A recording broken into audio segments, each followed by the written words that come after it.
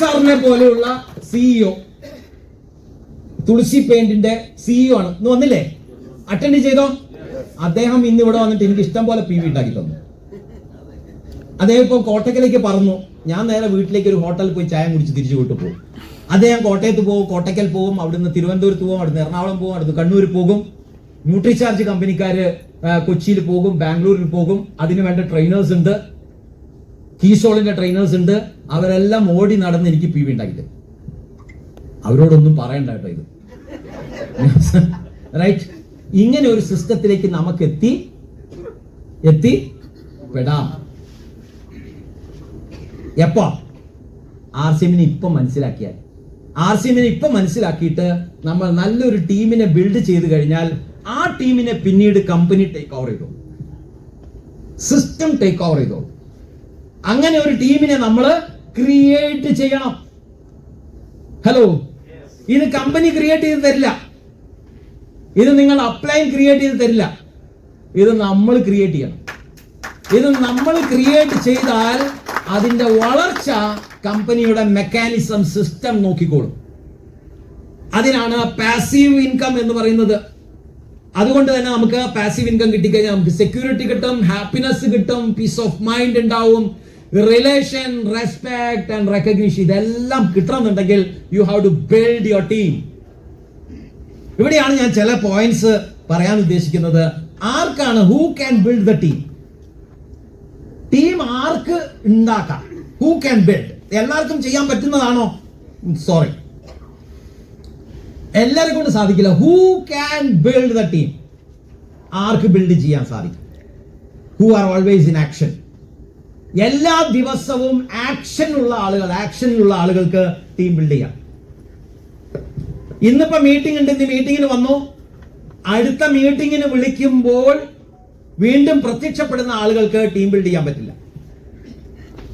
ഇന്നത്തെ ഈ മീറ്റിംഗിൽ കാര്യങ്ങൾ പഠിച്ചു, പ്രോഡക്റ്റ് വാങ്ങണം, പ്രോഡക്റ്റ് വിൽക്കണം എന്ന് മനസ്സിലായി, എന്നാലേ PV വരുള്ളൂ എന്ന് മനസ്സിലായി, എന്നാലേ പണം വരൂ എന്ന് മനസ്സിലായി. ഇന്ന് തന്നെ വീട്ടിലേക്ക് പോകുമ്പോൾ പ്രോഡക്റ്റ് വാങ്ങുന്നു, പോകുന്ന വഴിക്ക് പ്രോഡക്റ്റ് വിൽക്കുന്നു, പണം ഉണ്ടാക്കിക്കൊണ്ട് പോകുന്ന ആളുകളാണ് RCMൽ ആക്ഷൻ ഓറിയന്റഡ് പീപ്പിൾ എന്ന് പറയാം. ആക്ഷൻ ഓറിയന്റഡ് ആൾക്കാർക്ക് മാത്രമേ ടീം ബിൽഡ് ചെയ്യാൻ സാധിക്കുള്ളൂ. ഹലോ, ആക്ഷനിലായിരിക്കണം. ആക്ഷൻ, എന്നാലേ പാസീവ് ഇൻകം വരുള്ളൂ. പാസീവ് ആയിട്ടുള്ള ആളുകൾക്ക് പാസീവ് ഇൻകം കിട്ടില്ല. ആക്റ്റീവ് ആയിട്ടുള്ള ആളുകൾക്ക് പാസീവ് ഇൻകം കിട്ടുള്ളൂ. ഇപ്പൊ പാസീവ് ആയിട്ടുള്ള ആളുകൾ ആക്റ്റീവ് ആകണം. അപ്പോൾ ആക്റ്റീവ് ആകുമ്പോൾ പാസീവ് ഇൻകം കിട്ടും. മനസ്സിലായില്ല? എന്നോട് ചോദിക്കൂ, മനസ്സിലാവുന്ന രീതിയിൽ ഞാൻ മനസ്സിലാക്കി തരാം. അപ്പൊ എന്ത് വേണം? We should be in action. റെഡിയാണോ? ഇതൊന്നും കേട്ടിട്ട് റെഡി ഒന്നും തോന്നില്ല. ആക്ഷൻ ഓറിയന്റഡ് ആയിരിക്കണം. നമ്മുടെ വർക്ക് ആക്ഷൻ ഓറിയന്റഡ് ആയിരിക്കണം. നമ്മൾ പാസീവ് ആയിരിക്കാൻ പാടില്ല. നമ്മൾ എല്ലാ ദിവസവും ഒരു 5 പേരെങ്കിലും മീറ്റ് ചെയ്യണം. തുടക്കത്തിലാണ് RCMൽ ഏറ്റവും കൂടുതൽ എഫേർട്ട് വേണ്ടത്. ആണോ അല്ലയോ? തുടക്കത്തിലാണ് ഏറ്റവും കൂടുതൽ എഫേർട്ട് വേണ്ടത്. ഇന്ന് ഞാൻ എൻജോയ് ചെയ്യാണ്. ഇന്ന് ഒരു മീറ്റിങ്ങിന് പോയാൽ, ഇന്നിപ്പോ സുജിത് സാറിന്റെ ഉപദ്രവം സഹിക്കാൻ വേണ്ടിയിട്ട് ഇങ്ങോട്ട് വന്നതാണ്. അല്ലെങ്കിൽ എൻ്റെ ഒന്നും ആവശ്യം കേരളത്തിലില്ല. ഏതാണ്ട് ഒരു 10-12 കോടി PV ആണ് കേരളത്തിൽ നിന്ന് വരുന്നത്. 10 to 12 crores every month. 12 crores PV എന്ന് പറഞ്ഞു കഴിഞ്ഞാൽ എത്രയായി ടേൺ ഓവർ? അബൌട്ട് ഒരു 30-35 ക്രോസിന്റെ ട്രാൻസാക്ഷൻ ഒരു മാസം നടക്കണം. ഞാൻ ഇവിടെ ഒന്ന് ക്ലാസ് എടുക്കേണ്ട ആവശ്യമുണ്ട്. ഇവിടെയൊക്കെ പരശുരാമന്മാരും ശിവനും എന്താണ് പാർവതി ഇവിടെ വന്ന് നമ്മളായിക്കണ്ട. നമ്മളെടുത്ത് ആയുധങ്ങളൊന്നുമില്ല. ഇവരെയൊക്കെ നോക്കി കഴിഞ്ഞാൽ ചുറ്റിക, അരിവാളും എന്താണ് മഴു. നമ്മളടുത്താണ് ഒരായുധവും ഇല്ല. കർണാടകയിൽ നിന്ന് ഇങ്ങോട്ട് വന്നിട്ടേ ഉള്ളൂ. Okay, so B in action. ഒരു ദിവസം എത്ര പേരെ കാണണം? 5 പേരെ കാണണം. That is A commitment. അതാണ് കമ്മിറ്റ്മെന്റ്. 5 പേരെയെങ്കിലും ഒരു ദിവസം കാണണം. 2000 രൂപയുടെയെങ്കിലും പ്രോഡക്റ്റ് സെയിൽസ് ഒരു ദിവസം ചെയ്യണം. ന്യൂ പീപ്പിൾ, പുതിയതായിട്ട് വന്ന ആൾക്കാർ. അപ്പൊ പ്രോഡക്റ്റ് വാങ്ങി, പ്രോഡക്റ്റ് വിറ്റു. അപ്പൊ എന്ത് വരും? പണം വരും. PV. ആക്ഷൻ ഓറിയന്റഡ് ആയിരിക്കണം. They can only build the team. വീട്ടിലിരുന്ന് സീരിയലും കണ്ട് ടിവിയും കാണുന്ന ആളുകൾക്ക് PV വരില്ല.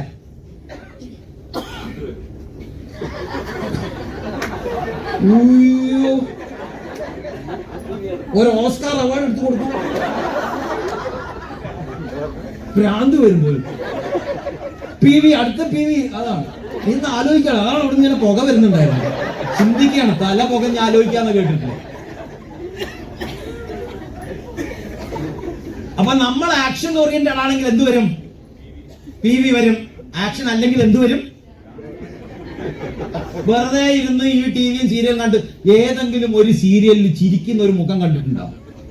അല്ലെ തന്നെ ഭ്രാന്ത് പിടിച്ചിട്ടാണുള്ളത് വീട്ടില്, ടെൻഷൻ അടിച്ചിട്ട്. അതിന്റെ ഇടയിൽ ആ സീരിയലും കൂടി ഓപ്പൺ ചെയ്ത് അതിന് കരഞ്ഞു വിളിച്ചിട്ട് അവസാനം ഒരാൾ കത്തിയായിട്ട് വരുന്നു, ഒരുത്തനെ കുത്താൻ പോകുന്നു. ഇത് തന്നെ സീരിയൽ. ഒരു അല്ലാത്തൊരു മ്യൂസിക് ഉണ്ടാകും.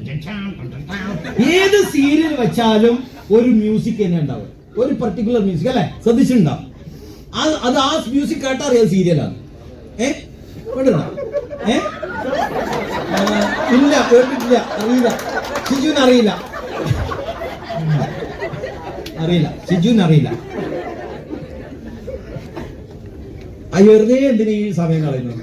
ടെൻഷൻ അടിക്കാൻ വേണ്ടിയിട്ട്. അല്ല, ആവശ്യത്തിന് ടെൻഷൻ വീട്ടിൽ തന്നെ ഉണ്ട്. അല്ല, സോറി.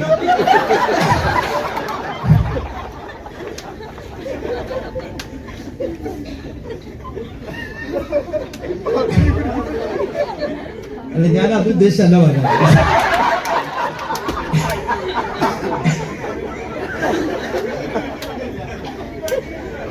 അപ്പൊ നമ്മൾ വീട്ടിൽ നിന്ന് എന്ത് ചെയ്യണം? എല്ലാ ദിവസവും രാവിലെ. അതിനാണ് ബിസിനസിനെ പ്ലാൻ ഇറ്റ് എന്ന് പറയാം. Plan your business.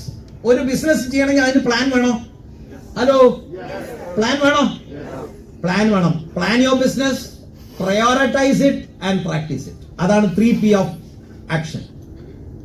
3P of action എന്താണ്? Plan your business, plan it, prioritize it and practice it. എല്ലാ ദിവസവും ഒരു 5 പേരെ കാണുക എന്നുള്ളത് നമ്മളുടെ പ്രാക്ടീസിന്റെ ഭാഗമായിരിക്കണം. അപ്പൊ നമുക്ക് എല്ലാ ദിവസവും ആൾക്കാരെ കാണാൻ പറ്റും. We will be in action. Clarity on your why. നിങ്ങൾ എന്തിന് ആശയമിൽ വന്നു എന്നതിന്റെ ഒരു കൃത്യത വേണം. ആരോ പിടിച്ച് ചേർത്തു ഒരു സഞ്ചിയും തൂക്കി ദിവസവും സോപ്പ് എടുത്ത് നടന്നാലൊന്നും ആശയമിൽ രക്ഷപ്പെടില്ല. You should have a clear cut idea. What is your Y?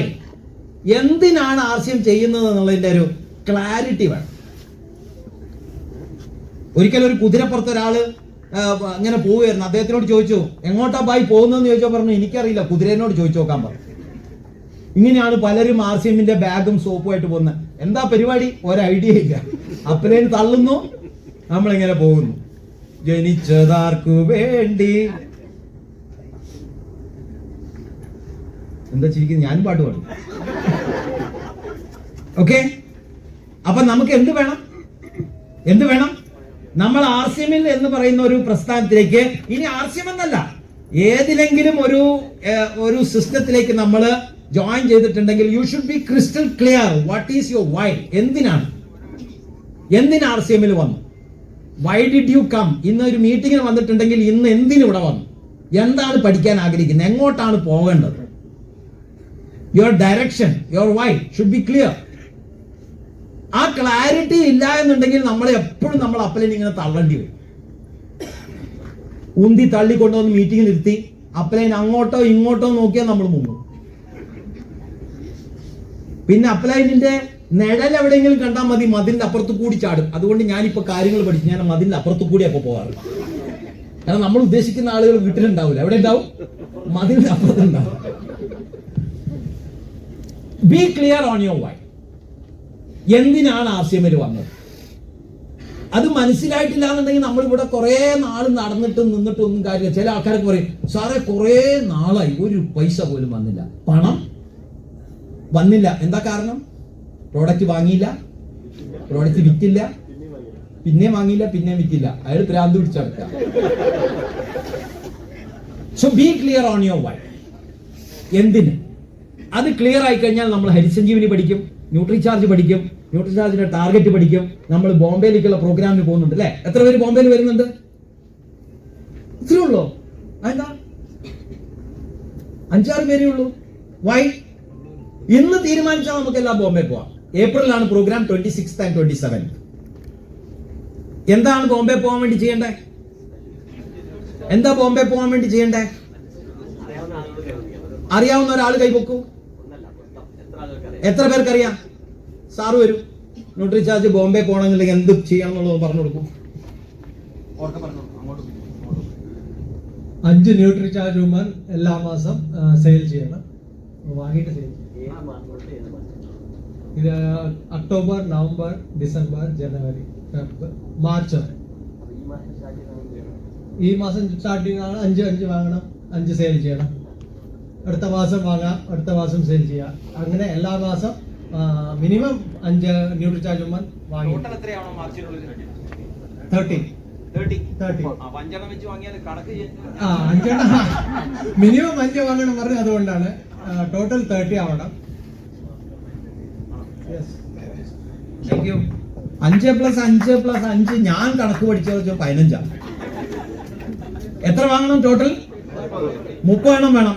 Minimum 5 പറഞ്ഞത്. അപ്പോ ഈ മാസം തൊട്ട് 10 വെച്ച് മന്ത്ലി വാങ്ങാം. 10.